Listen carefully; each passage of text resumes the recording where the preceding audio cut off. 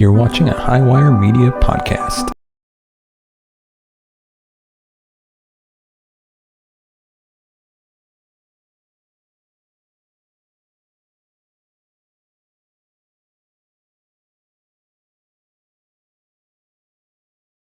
Welcome to Connect the Conspiracy. I'm your host, as always, Larry Leitz, and welcome to an all-new episode. This month, we're diving into the Montauk Project.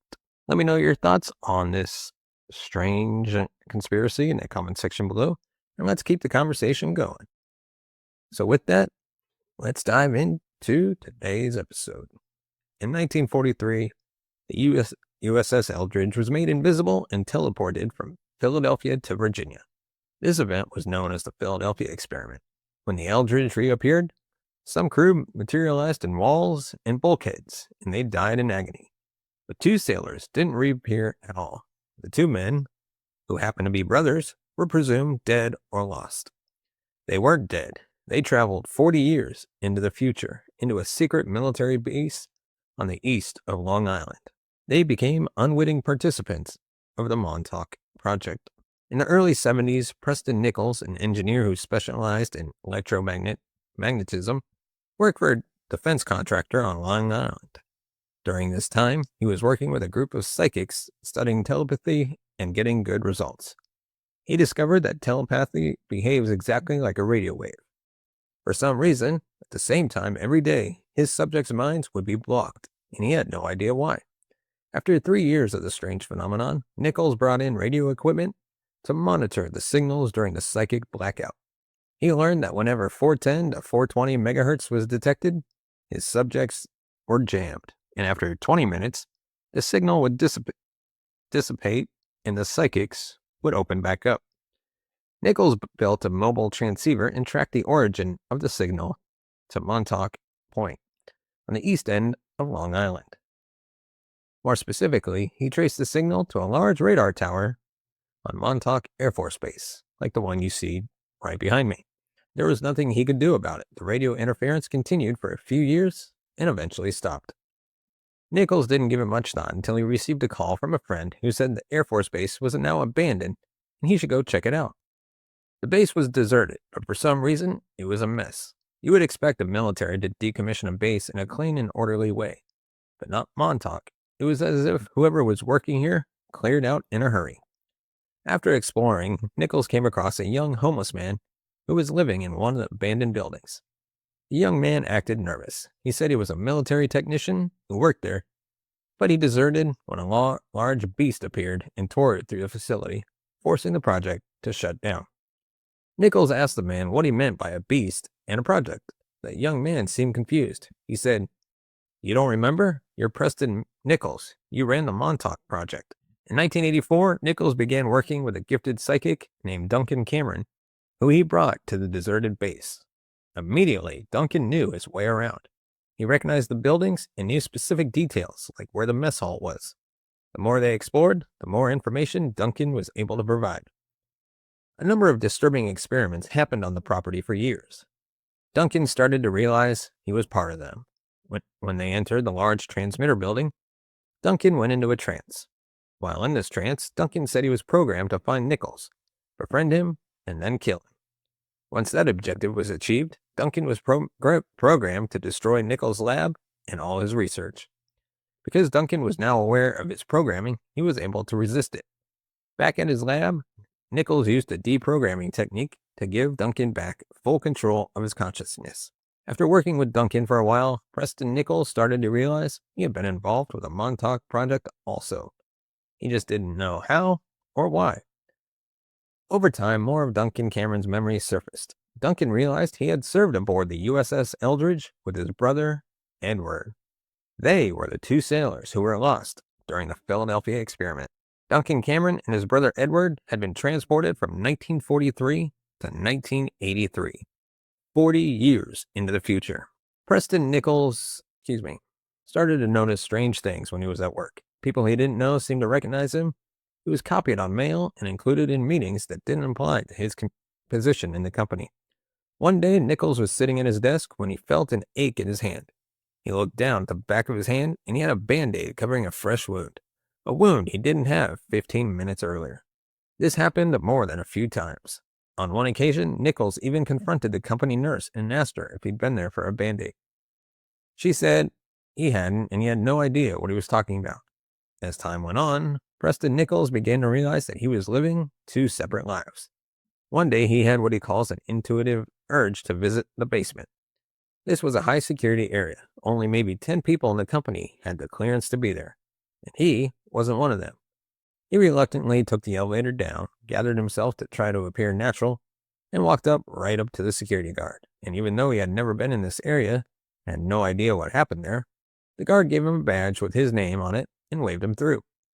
Whether by muscle memory or just by using his gut, Nichols seemed to know where he was going. He finally arrived at a plush office much nicer than his own, and on the large desk was a nameplate. Preston B. Nichols, Assistant Project Director. Preston Nichols now had real physical evidence that he was living two lives, one as an engineer, the other as a senior member of a top-secret government program called the Montauk Project. By early 1990, all of Nichols' memories of the project had come back, and it was worse than he could have imagined. About 50 years after the Philadelphia experiment, a man named Bielek would start to have glimpses, visions, and then entire memories of the life of Edward Cameron, a young naval officer serving aboard the Eldridge with his brother Duncan Cameron. So Duncan Cameron, the psychic, is working with the Preston guy 40 years in the future.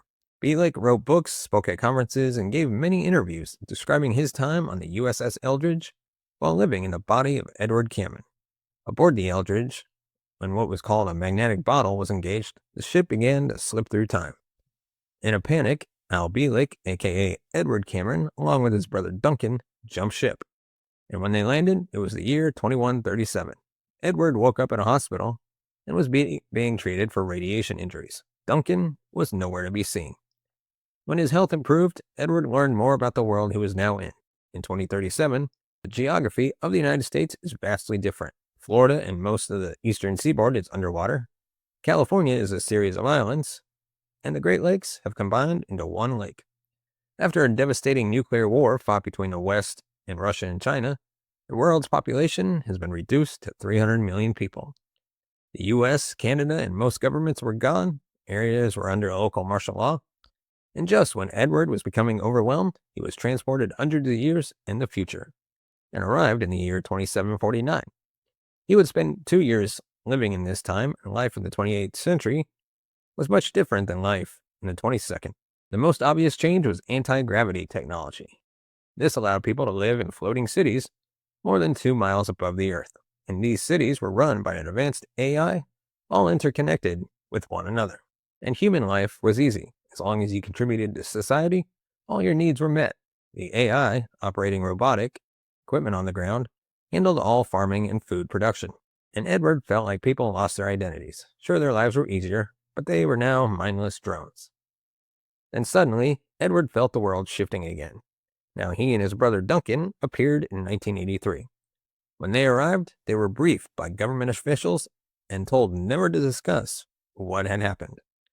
Now Edward would be going on his most important mission of all, but he was going as Bielek. In 1990, Bielek's brother Duncan Cameron now had full recollection of the Philadelphia experiment and the Montauk Project, as did Preston Nichols, and their memories were terrifying.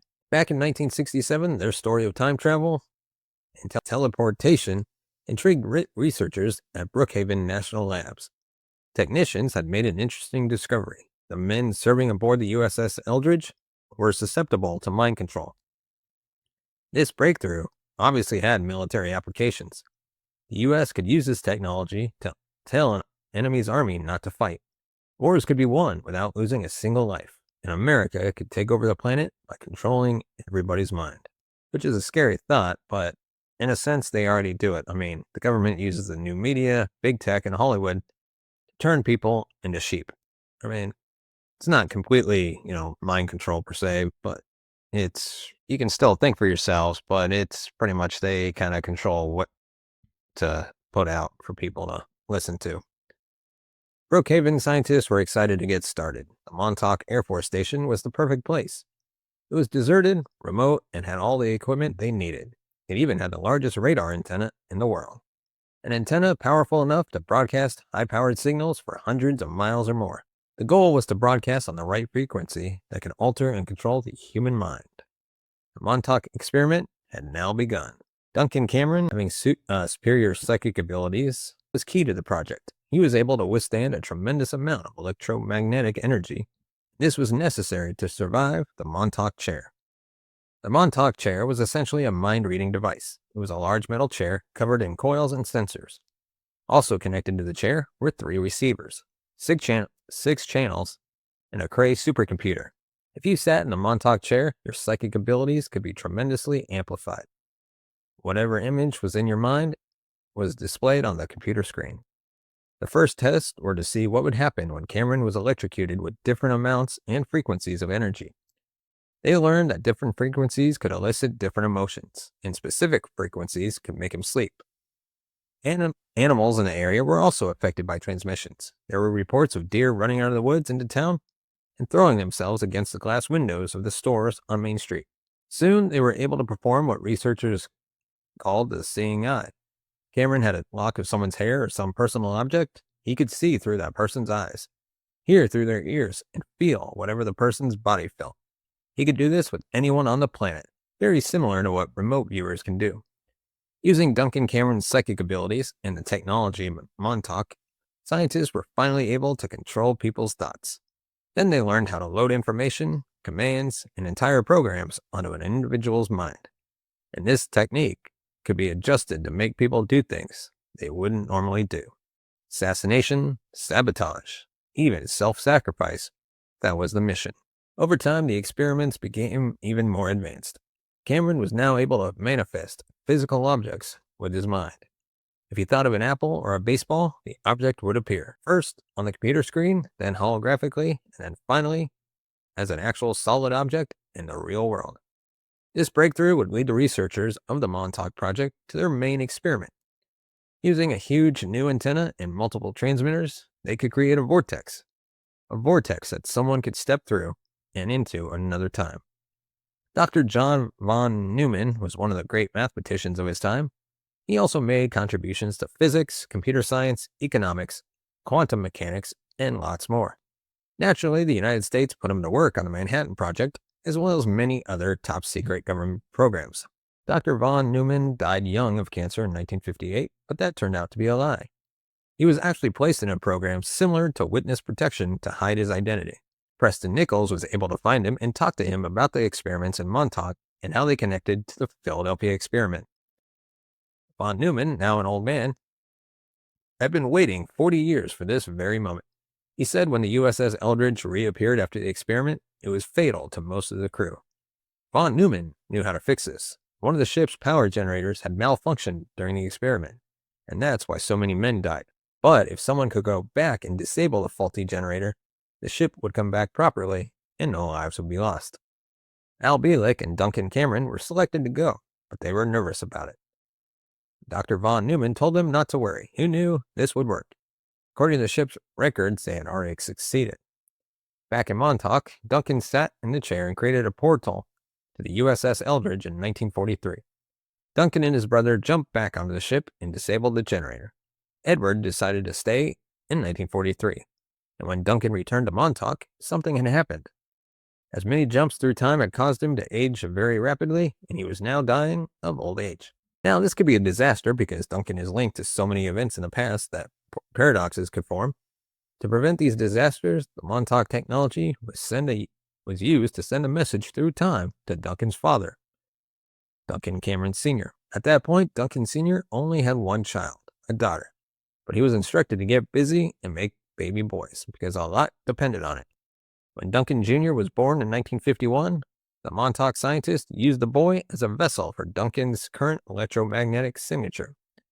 This would ensure continuity of the timeline without paradoxes. And using a similar technique called age regression, Edward Cameron's consciousness was installed in the body of young Al Bielek. Now, if you're finding this hard to follow, you're not the only one. All these paradoxes and time travel missions were weighing on Preston Nichols. He started to feel like he was doing more harm than good to the people of the program, to the planet, to space-time itself. he decided it was time to shut the program down. And for just this scenario, the Montauk Project had a contingency protocol. Someone quietly walked up to Duncan while he was in the chair and whispered, "The time is now." The phrase worked, and a nightmare followed. Upon hearing the words, "The time is now," Duncan unleashed a monster from subconscious. But it wasn't in the lab. It was somewhere on the base. Preston Nichols described it as at least 10 feet tall, hairy, and vicious. It was tearing through the base, attacking everything in its path. Nichols' supervisor ordered the power generators shut down, but that had no effect. The creature was still wreaking havoc, building after building. The Montauk transmitter was shut down. That didn't work. The main power coming from the utility company was cut, but that didn't work. Power was still on, being generated from somewhere, and worst of all, the creature was still on the loose. Nichols grabbed a torch and went to the building that housed the transmitter control unit. He yanked out every wire he could reach. The building lights went out, but the transmitter continued to work, and he could hear distant screams coming from somewhere on the base. Nichols then took the torch to the transmitter itself. He cut wires, conduits, even large chunks of equipment. He destroyed everything he could. He says the burn marks can still be seen to this day. Finally, the portal Duncan Cameron created closed, and the creature vanished. And for Preston Nichols, this would be the end of the Montauk Project, but for many of the victims, this was only the beginning. Since the late 40s and early 50s, the government has had the capacity to what I call bend time. The Montauk Project ran from early 70s until 1983, and the story does sound far-fetched, but there are many people who say Preston Nichols is telling the truth. While the Montauk Project was operating, it needed a constant supply of people for its experiments. Unfortunately, most of these were children, usually boys between 10 and 15 years old. These children became known as the Montauk Boys. The Montauk Boys were usually runaways or taken from troubled homes, like families suffering alcoholism, drug addiction, or abuse. One of the Montauk Boys, Stuart Swerdlow, recalls having dreams of waking up in a dark room, strapped to a hospital bed, surrounded by strangers. The room was dark and damp, and the walls were made of rock. And Preston Nichols did say that experiments took place deep underneath the Montauk Air Force Base. One disturbing goal of the Montauk Project was to create an army of children whose minds could be controlled and programmed. Then they could be activated at any time. They would carry out any mission, no matter how horrible, and not remember any of it. The Montauk Boys have been linked to events like Columbine and the Oklahoma City bombing. In order to prepare the children for programming, their minds had to be broken down. This included starvation and torture. They received electric shocks. They were submerged in cold water to the point of almost drowning. This was done day after day until the child's mind was ready to accept new programming. And many other men have came forward claiming to be one of the Montauk Boys. One said he was forced to take LSD in what became known as the acid house. Another said his body was used as a sort of generator to feed psychics sitting in the Montauk Chair, usually Duncan Cameron. As you would expect, many children did not survive this phase of the experiment, and they're said to be buried somewhere deep under the base, still presumed missing after 40 years. They wanted a large number of programmed boys to be used for mind control operations. The experiments at Montauk affected everything in the area. Television and radio signals were disrupted. Animals behaved strangely. In 2008, this animal washed up on the beach at Montauk. It's been called the Montauk Monster. Now, I should also point out that directly across the Long Island Sound is Plum Island, the location of the Animal Disease Center.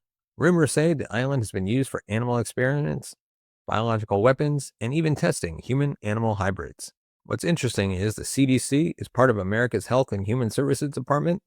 Plum Island, allegedly a scientific research facility, is part of Homeland Security. Christopher Garantano was 8 years old in 1983 and playing on Montauk Beach. He found strange metals in the sand.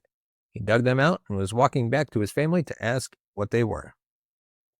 Then, out of nowhere, someone in a military uniform appeared and chased them off the beach. This started a lifelong obsession for Garantano, and he would visit the base many times. During those visits, he would find problems with the government's official story. The Montauk Air Force Base is not supposed to have underground levels. Garantano notes that there are manhole covers all over the property. Now, sure, those could be used for drainage, but on one trip, Garantano brought a geophysicist along, and using imaging equipment, they proved that a large concrete building was buried 20 feet down. And many people have explored the buildings over the years, and a few have video that shows evidence of an underground complex that was buried and filled by concrete. During one visit, urban explorer Brian Minnick found receipts from the late 80s that showed over $80,000 per week was spent on food.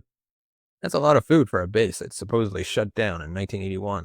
Preston Nichols, Stuart Swerdlow, Al Bielek, Chris Garantano, Brian Minnick, the names go on. There are dozens of people, maybe more, all claiming to be part of the same experiment. The U.S. government denies all of it.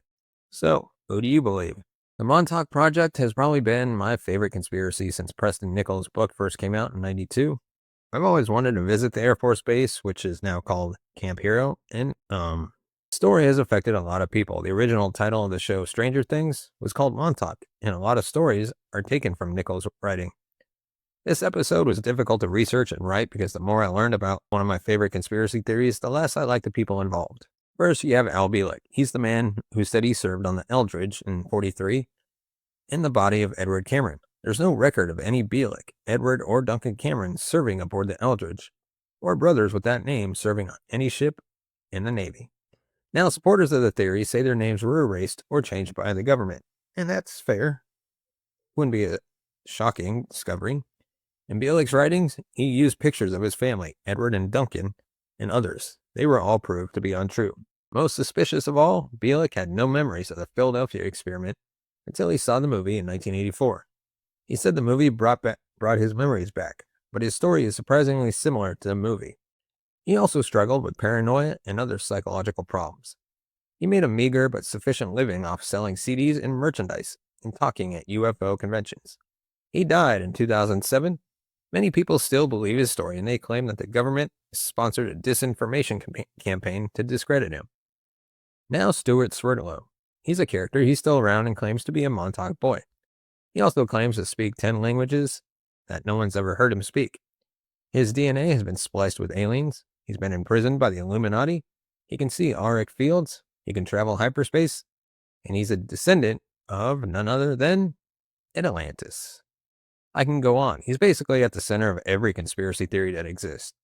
Moon bases, hollow earth, lizard people. Now, I'm not saying the guy's a fraud, but I am saying a judge said he was. And if you Google him, it's not pretty. Maybe all his potions and vitamins and dog treats will help you reach enlightenment.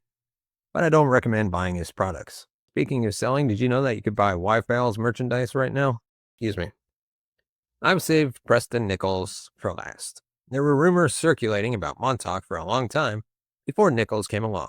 But Preston Nichols is the man behind the current theory, and he's the only man behind it. He actually opens his first book saying, quote, "This work is being presented as nonfiction, as it contains no falsehoods to the best knowledge of the authors. However, it can also be read as pure science fiction if that is more suitable to the reader." There are a lot of things that don't add up. Nichols says the Montauk experiment took place 10 stories below ground, maybe lower, and that there are tunnels deep underground that connect to other secret locations in the U.S. Now, that might work in some parts of the U.S., but it won't work in Montauk. When glaciers move, they pick up all kinds of sand, dirt, and debris, kind of like a push broom. When the glaciers recede, the debris remains, and this is called a glacial moraine. Long Island is essentially a pile of glacier debris, mostly sand. You just can't dig very deep there. This is why the only skyscrapers in the area are downtown Manhattan. That's where the bedrock is. Nothing else can support deep digging. But there's one final conspiracy about Preston Nichols we need to discuss. And if you have little ones watching or listening, please send them away for a few minutes. You might remember Preston Nichols used a deprogramming technique on Duncan Cameron. To be deprogrammed, Preston Nichols has to touch you while you're in a aroused state. Now, I won't give the specifics here, but I think you understand what I mean. Nichols deprogrammed a lot of young men all the time. Preston Nichols had built a replica of the Montauk Chair and the research room. And eyewitnesses said Nichols would go into the room with a man, usually in his early 20s. There'd be some noise. About 20 or 30 minutes later, the young man would come out disheveled, often with an uneasy look on his face, and Nichols would be covered in sweat. At one point, Nichols was deprogramming as many as 25 Montauk Boys a few times a week, who he unfortunately called disciples, and they all shared a house not far from Nichols. And nobody knows exactly how many men or deprogramming sessions were involved, but it was definitely a lot. Now, in the books about the Montauk Project, Preston Nichols is a man caught up in a conspiracy greater than he could imagine. He lives a double life. He meets famous scientists, he makes breakthrough in technology that exists only in science fiction. In these stories, he's a hero, but the truth, Preston Nichols is a villain. Because of the proliferation of the Montauk Project theory, dozens of men, most of whom had a mental illness, addiction issues, suffered child abuse, or all the above, believed they were part of this conspiracy. This delusion gave their lives meaning, and it gave them someone to blame that wasn't themselves or their family. And being a Montauk boy gave them a place to belong, a new family of people who understood the pain of what they were going through. And here was Preston Nichols to the rescue, able to deprogram them of all the negative experiences they suffered from the experiment. Preston Nichols took advantage of these young men for years, while other liars and frauds helped them weave a rich, complex narrative, a narrative that still continues. And this conspiracy is believable because the government has done most of the awful things Nichols claims. Drugging people against their will, kidnapping, torture. They've done all of this and worse. The government also spent a lot of resources exploring psychic phenomena. The Montauk Project is a conspiracy grounded in a whole lot of facts. But when Preston Nichols, Al Bielek, and Stewart added their own details like time travel, aliens, and conjuring monsters out of thin air, they built a house of cards. None of their stories can exist without the other. If we're able to debunk just one small detail of any one of their stories, the house of cards, made of fraud and abuse, collapses. And then that's all that's left of all the victims. Thank you so much for hanging out with me today. As always, I'm Larry Lace. If you had fun or learned anything, do me a favor and like, subscribe, comment, and share. That stuff really helps the channel. And of course, if you want to support the channel, you can buy us a coffee by hitting that, or scanning, I should say, that QR code right there. And you can also go to buymeacoffee.com/CTC podcast. And with that, we all want to say thank you so much for watching and listening. We'll see you next month on Connect the Conspiracy.